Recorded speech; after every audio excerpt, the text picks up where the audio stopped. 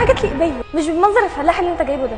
بلا خطوبه بلا قرف، لان انت بني ادم اصلا ما يتعش معاك. السلام عليكم، ازيك يا صاحبي، عامل ايه؟ سمحت، انا خطوبتي باذن الله بكره، فانا كنت عايز بدله حلوه كده. عايز بدله كام لون؟ بدله عريس. بليزر وبنطلون. اي حاجه. براحتك. هو ايه الارخص؟ يعتبر الاثنين في نفس الرينج. يعني البلازر بكام والبدله بكام؟ البليزر 600 والبدله. لا يا عم، هات لي البلازر يا عم، هات لي البلازر بس تعمل معاه الصح يا بقى. باشا اللي انت عايزه على دماغك. طيب عايز لون ايه؟ اي خطوبه صح؟ طيب عايز لون ايه؟ اي حاجه ماشي. حلوه دي ب 600. ان شاء الله. طب ممكن انا معيش. قيس عادي يعني، اتفضل. مش هقيس، استنى، انا معيش غير 200 جنيه. تبقى بعيده قوي. ايه؟ تبقى بعيده قوي. بعيده؟ طب ما ينفعش 200 جنيه كده، مشي الدنيا. اجرها منك يا عم، بلاش اشتريها. انا ما بأجرش والله بس هتبقى بعيده بامان.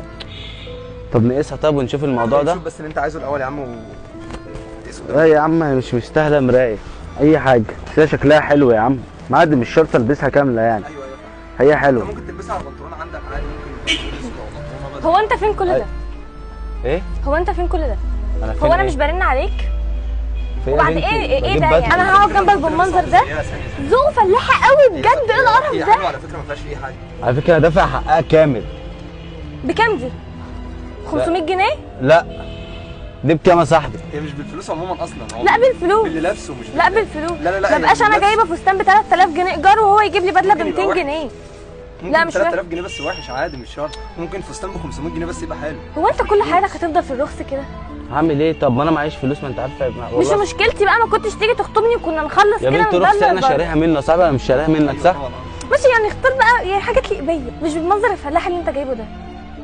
ايوه انا شايف ان ما فيهاش حاجه. هو كل حاجه عليه بتبقى وحشه وشكلها قرف بجد، قرف. خطبت لي بقى من الاول.